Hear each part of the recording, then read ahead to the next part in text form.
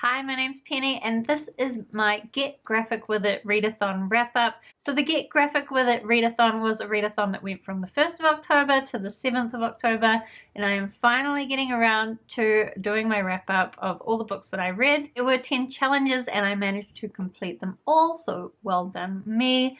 Let's talk about the books and kind of in the order that I read them as far as I can remember. So the first graphic novel I read was Orange Volume 1 by Ichigo Takano, and this book actually counts for about 8 of the challenges, so it is beginning a new series for me. It's a graphic novel of more than 200 pages.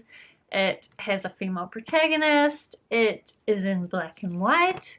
It takes place in another country. I assume it's in Japan. It has blue on the cover because they have little blue bags.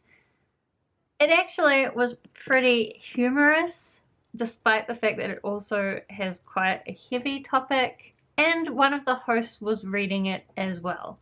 I forget which one. I will link the host down below in the details of this video. So going into the readathon, I was actually quite concerned about the length of this and that it might not be appropriate for a readathon. And I had divided it into 8 sections.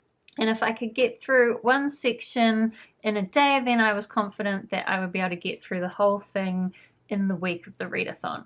But as it turns out, the first day I read the first section and a little bit more just to really lock in that confidence. The second day I read, I think, the rest of the second part and all of the third part. And then the third day I just finished the whole thing because I had to know what happens. So the setup for this story is that you have this girl called Naho, I think is how you probably say it, and she gets this letter from her future self telling her about what's going to happen during the day and what she needs to do differently. And I'm trying to decide how much I can say without spoilers. It's very difficult. I guess firstly, trigger warnings for suicide in this book. Secondly, the reason why I read all of the rest of it on the third day was just because I really needed to know whether a particular character was going to be okay. And the most frustrating thing is that you get to the end of it and you still don't really know. So I do have back there from the library a bunch of graphic novels that I got out of the library as a result of this readathon. So that will be next month's reading. Now that I've had a little time away, I'm not quite so desperate to know what happens. I've convinced myself it's going to be okay. But I do want to pick up volume 2 really soon because I just did get quite invested in the characters in this. Even though it's primarily a romance, which isn't really my thing, I think the science fiction and letters from the future kind of element, and also this situation with this particular character, just made it very compelling. So then the second graphic novel that I read was The Truth About Stacey, which is a little bit weird because this is the second graphic novel in the Babysitter's Club book series. But actually, The Truth About Stacey, I think, was the third book in the Babysitter's Club series, and they've skipped book number 2 for some reason, which is a little bit weird. I'm not sure why they've decided to skip that one. So as I've said before, this series was quite a big piece of my childhood, so it is very nostalgic reading these. There was also another storyline in this book which I didn't remember, which is where this competing Babysitter's Club gets set up and they have to kind of prove that they are the better babysitters. And of course the main storyline in this book is about Stacey and how her diabetes sometimes makes her feel a bit isolated from her friends. I especially liked the storyline with her friend back in New York, Lane, and kind of the misunderstandings that happened when she was first diagnosed with diabetes and really sick, and how they kind of have to communicate a bit better to rebuild their friendship. I still think this series would be really good for any young girls to read, and I am enjoying kind of my nostalgic trip back into this world. Okay, so then I read the first 3 books of the Serenity Firefly class graphic novel series. So this is based on the Firefly series, TV series that also had a movie called Serenity. If you haven't watched that TV series, then you really should. Also, I would say that I don't think these graphic novels would be very meaningful to you unless you have watched that TV series. I would also say the first two, they're very thin and they don't really, like, it was nice going back and seeing the characters. I think they really portrayed the different characters' voices correctly, so it was like hanging out with the characters again. And of course, I love Mels Team, so high level storyline is that we have this guy who's essentially goes around doing... I find this story so... I was just trying to explain the story and doing a really bad job of it, because even though at some degree it's a simple plot, there's so much to the world that it feels like a betrayal to leave some of that detail out, or like I'm just badly explaining it if I leave the detail out, but I can't give you the whole detail. But you have this guy Mel, and he has this kind of crew that he's built up, and they go around in the future traveling around space and doing different kind of heists to make some money, usually illegally. It's also really humorous, but there's some nice kind of like character development and relationships, and the original TV series was amazing, sadly cut short after one season. These books are nice to go back to that world, but don't add much. However, the third volume, which I had already read, goes back and gives you kind of a story about how Shepard Book, who was kind of like this priest guy who somehow ends up on the crew, tells you about his story and how he got to where he is at the end of the series. So it's told kind of like in little snippets of time, and then at the end of the snippet it jumps back in the past and kind of tells you in general how he got into the situation he was in before, so it kind of goes back in time to when he's a kid. I thought this actually added something to the series, like some more information that you don't get from the TV series.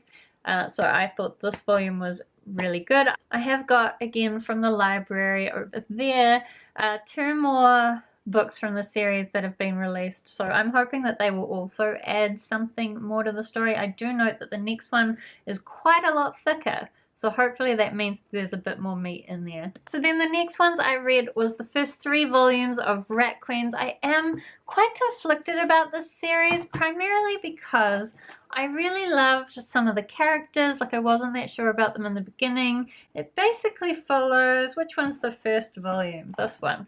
So basically we follow these 4 girls. We've got Dee and Hannah, and then also Violet. Oh, and where's the other one? Oh, and Betty. So these 4 girls are in this group. It's kind of this town where there's a bunch of different groups that tend to get drunk and take a lot of drugs, but they also go on quests and save the day. I really liked the quests and saving the day bit. I also really liked once the characters sort of started being built up and you started understanding a bit of their backstory and a bit of their conflicts. I found that bit really interesting. The bit where they get really drunk all the time and they're always wanting to get high, not so keen on. I also really liked, there's some quite humorous bits that I really liked, like there's one of the other groups is the Daves and they're all called Dave. But despite having elements of the story that I really, really liked, I did feel like the stories were told in quite a disjointed way, and I found it quite hard to follow a lot of the time. And it just didn't get into where I wanted it to get into. Also, it's worth noting that in the 3rd volume, the art style changed. And even though I would have thought that this was an art style I would like better, because I was used to this art style, I didn't like this one as much. I also think my favorite character was by far Dee, and I just liked how lovely she was. And she wasn't as lovely in this art style, you know? Like that kind of Dee. Let's find my favorite picture of Dee. I just found it before. Oh, I'll never find it now. What volume are we looking in? It's not in that volume, so we won't find it in that one. This one. Like, oh, so much better. Or even just the one at the beginning. Like, Dee was my favorite, and I just didn't really like her in the new art style. And I do believe that the art style changes several more times in the series, so I'm not sure, but I do know Hannah is probably my second favorite. She has some interesting storyline happening, so even if it's not told as well as I would like the story to be told, I still think I'm interested in continuing to find out what happens. Plus also, it is these 4 badass girls who all have kind of different powers and different ways of fighting, so that's cool as well. Then I read White Sands by Brandon Sanderson, the first volume, again from the library. I have the 2nd volume, haven't got to it yet. this story, so I love Brandon Sanderson, and so I expected to like this, and I did like it, but I have to say I just don't think that the story is well suited to graphic form.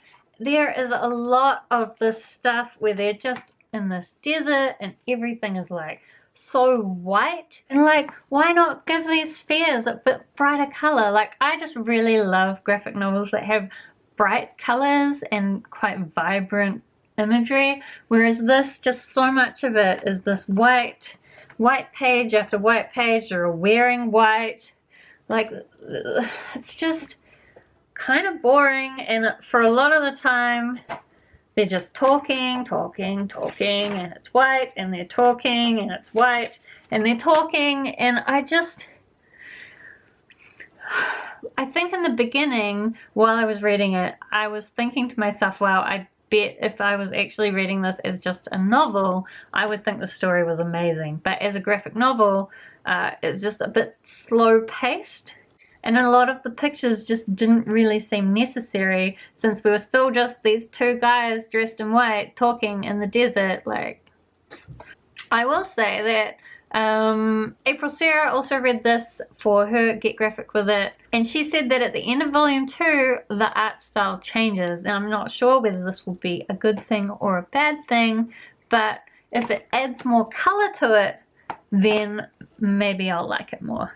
So yeah, that's probably the first time I've ever been disappointed by Brandon Sanderson, but still I am really enjoying the story. I do want to find out what happens. I just wish I could read it in a different format. But I've got volume 2, so I'll read it and then we'll see how we feel about the series then. Then lastly, I read the Cat Wings collection by Ursula K. Le Guin. So this is a book series that I borrowed from my sister a while ago, and honestly, I love this series. Like, they're children's books. I will pull them out for you. So this is Cat Wings, and it basically tells the story of this cat that happens to have a bunch of kittens that have wings, and then she tells them to go fly off into the country because it's not safe, because if the humans find them they will want to keep them and study them, and so they go off on a bit of an adventure. Then we have some more when they manage to come back and visit their mum.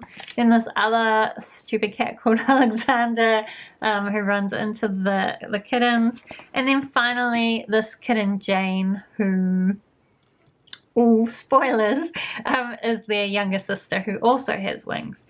And honestly, every single story was just so lovely. I wish I had read these as a child, because I think they also have really good lessons, but it's not told in like an annoying way. It's quite subtle. The stories are just so lovely. Some of the writing was absolutely beautiful. And so also this book series let me tick off the final 2 challenges, which was to read a book with my cuddle buddy. So I had my little cat here that I read it with. She does now wish she had wings, but she doesn't, so that's a shame. And also I then read 10 graphic novels. I think in total I read more than 10, but I'm a bit lazy to count them right now. No, I'll do it. So this is 4, 5, 6, 7, 8, 9, 10, 11, 12, 13. So 13 I read, which is pretty good. Now I was actually planning to read another one, which was my Maui and Maori Legends book, but that's gonna have to wait now because I ran out of time. Still, I did get through quite a lot of graphic novels, so I am pleased that this readathon kind of pushed me to do that. So if you've read any of the books that I talked about today, then I'd love to talk to you about them down in the comments, or otherwise let me know if you participated in the Get Graphic With It readathon, because I would love to hear about what you read and how you did. Thank you so much for watching, and I will see you next time.